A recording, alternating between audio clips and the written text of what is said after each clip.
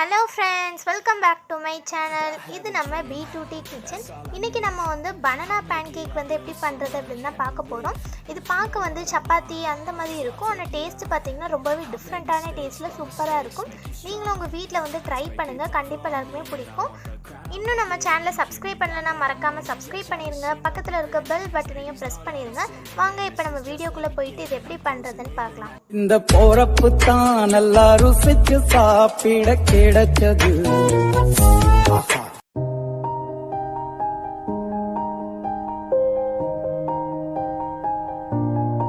இந்த ரெசிபி பண்ணுறதுக்கு 2 பனானா எடுத்திருக்கேன்.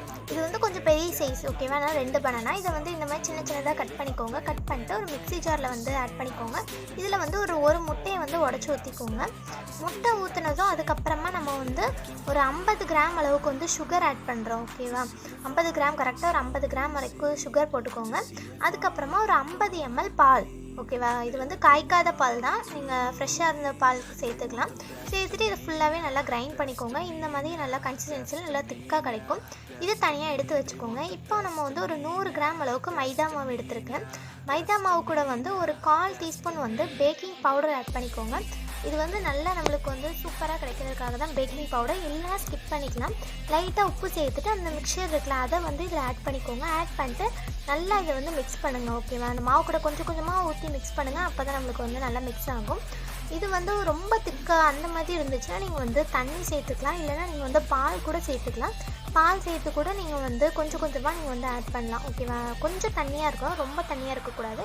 இப்போ நான் கன்சிஸ்டன்சி காட்டுற பாருங்கள், இந்த அளவுக்கு அது வந்து தண்ணியாக இருக்கணும். அப்போ தான் நம்மளுக்கு வந்து ரொம்ப சூப்பரான பேன்கேக் கிடைக்கும். ரொம்ப தண்ணி ஊற்றிடாதீங்க, கொஞ்சமாக தண்ணி ஊற்றினாலே போதும்.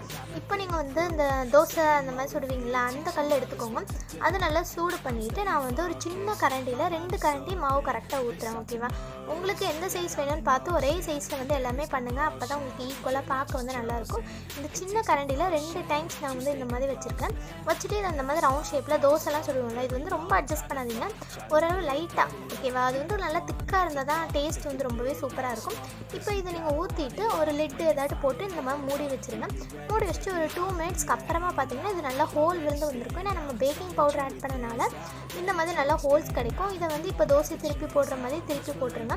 இது வந்து 1 சைடு தான் நல்லா வேகணும், இன்னொரு சைடு வந்து வேகணும்னு இல்லை. இப்போ இதை லைட்டாக ஒரு 30 செகண்ட்க்கு போட்டுட்டு நீங்கள் வந்து எடுத்து சர்வ் பண்ணிடலாம். ரொம்பவே டேஸ்ட்டாக இருக்கும் ஃப்ரெண்ட்ஸ். நீங்களும் மறக்காமல் உங்கள் வீட்டில் ட்ரை பண்ணுங்கள். இது கீழே பார்த்தீங்கன்னா சப்பாத்தி அந்த மாதிரி இருக்கும், மேலே பார்த்தீங்கன்னா ஃபுல்லாகவே கலர் வந்து நல்லா ப்ரௌன் கலரில் சேஞ்ச் ஆகிருக்கும். டேஸ்ட்டும் பார்த்தீங்கன்னா ரொம்பவே டிஃப்ரெண்ட்டான டேஸ்ட்டில் இருக்கும்.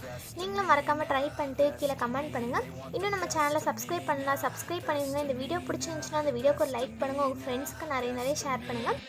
அவ்வளோதான் ஃப்ரெண்ட்ஸ், நெக்ஸ்ட் வீடியோவில் பார்க்கலாம். தேங்க்ஸ் ஃபார் வாட்சிங், பாய்.